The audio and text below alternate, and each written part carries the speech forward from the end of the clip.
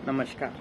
नवरात्रि शुरू हो चुकी है। सभी पंडालों में माता का आह्वान किया जा चुका है। सभी घरों में माता का पूजन चल रहा है।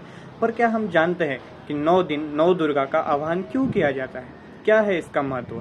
सभी के जीवन में, खास करके महिलाओं के जीवन में इसका क्या महत्व है? महिला जब छोटी बच्ची होती है तब से वो पुनः अपने स्थान पर जाने, मतलब वैकुंठ में जाना, इसका पूरा जो प्रवास है, जो स्त्री का प्रवास है, छोटी बच्ची से लेकर बड़ी होने तक का पूरा प्रवास क्या है नौ दुर्गा का, ये आज हम जानने वाले हैं। प्रथमं शैलपुत्री च।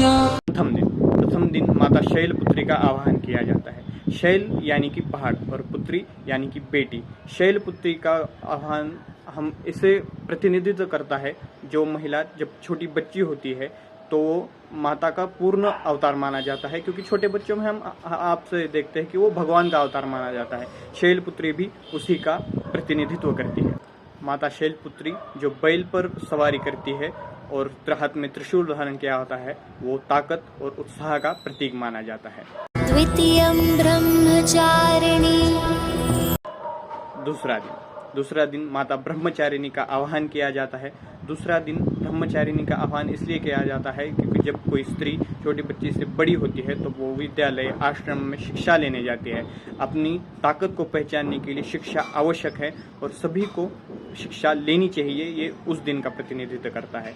माता ब्रह्मचारिणी ब्रह्मचर्य का पालन करते हुए ये सीख देती है कि ब्रह्म को जानना, अपनी ताकत को जानना जरूरी होता है। सभी महिलाओं के लिए ये जरूरी है। तीसरा दिन चंद्रघंटा।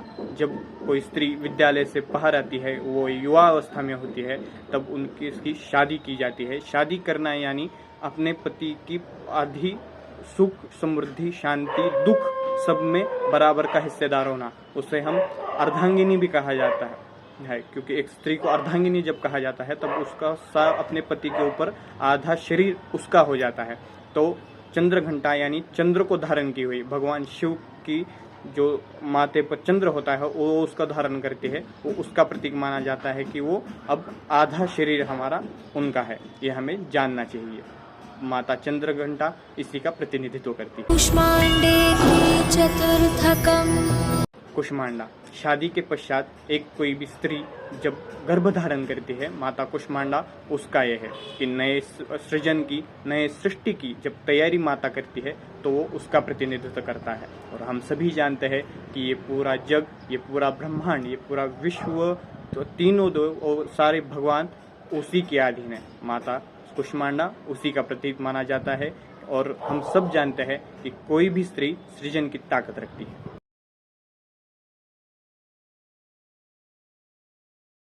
स्कंद माता। गर्भ धारण करने के पश्चात माता को एक पुत्र की प्राप्ति होती है, जो उत्साह, तेज और साहस का प्रतीक भी किया जाता है। तो जो आगे चल के देवों का सेनापति बन जाता है, मतलब शौर्य का भी प्रतीक किया जाता है। स्कंद यानी कि कार्तिकेय।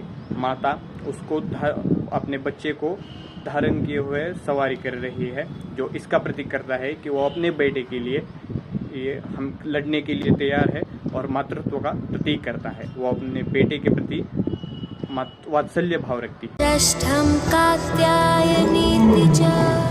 माता कात्यायनी एक योद्धा का प्रतीक करती है।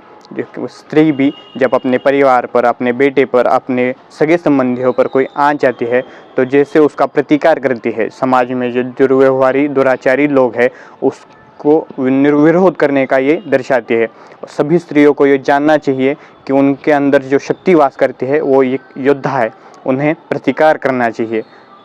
हम समाज में भी देखते हैं रेप केसेस जो बढ़ रहे हैं, उनका विरोध करने के लिए एक महिला अपने आप में जो शक्ति है उसका पहचानना जरूरी है, उसका विरोध करना जरूरी है। माता कात्यायनी उसी का प्रदर्शन करती है। सातवां दिन तपस्वी। जब समाज के दुर्व्यवहारी, दुराचारी लोगों का माता नाश करती है तब वो अपने आप में जो बुरी शक्तियाँ है, बुरी चीज़ें हैं, कुछ चीज़ें होती है, तामसिक गुण होते हैं, उनको ख़त्म करने के लिए वो तपस्या में लीन हो जाती है, ध्यान धारणा करती है। अपने आप में जो बुरी चीज़ें हैं उनका नाश करने के लिए माता तपस्या करती है वो उसका प्रतिनिधित्व करती है और ये सीख देती है कि अपने आप में जो बुरे गुण हैं उनका भी नाश करना चाहिए। महागौरीति चाष्टमम्। 8वां दिन महागौरी। महागौरी इस दिन का प्रतिनिधित्व करता है कि जब कोई स्त्री, जब कोई महिला अपने आप में जो वो बुरे गुण है वो ख़त्म कर देती है, तपस्या से बाहर आती है, तब वो एक ऐसी जगह पर जा पहुंचती है जहां से कोई भी तामसिक गुण उन्हें छू नहीं सकता, कोई भी दुराचारी, कोई भी बुरी चीज़ उनसे कोसों दूर है। एक ऐसी जगह पर वो स्थित है जहां उनकी पूजा अर्चना की जाती है। और हम वह ऐसे समाज में भी देखते हैं कि ऐसी कई स्त्रियां होती हैं जिन्होंने अपने अंदर के गुण ख़त्म करके सिर्फ समाज के लिए, सिर्फ अन्य लोगों के लिए दया भाव, करुणा भाव, सेवा भाव रखती है। पूरी माता महागौरी उसका प्रतिनिधित्व करती है। दिन 8वां दिन उसका प्रतिनिधित्व करता है। नवमं सिद्धिदात्री च। सिद्धिदायी। सिद्धिदायी माता का 9वां दिन और आखिरी दिन है, मतलब आखिरी अवतार है।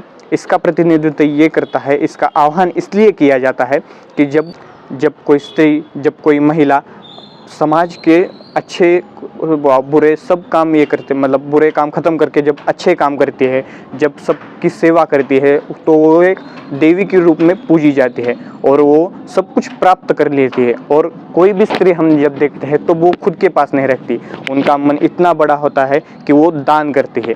दान करती है इसलिए उन्हें सिद्धिदायी कहा जाता है, मतलब आशीर्वाद देने वाली, कुछ भी देने वाली। वो अपने पास नहीं रखती, वो सब दान करती है। माता सिद्धिदात्री इसी का प्रतिनिधित्व करती है और सभी महिलाओं को यही सीख देती है कि दान करना क्या महत्व रखता है, और सभी महिलाएं ये करती भी है। ये थे सारे 9 दुर्गा के 9 दिनों के अवतार, और इनका महिलाओं के प्रति या मानवों के प्रति क्या इनका महत्व है ये हमने देखा। धन्यवाद। जय भोले।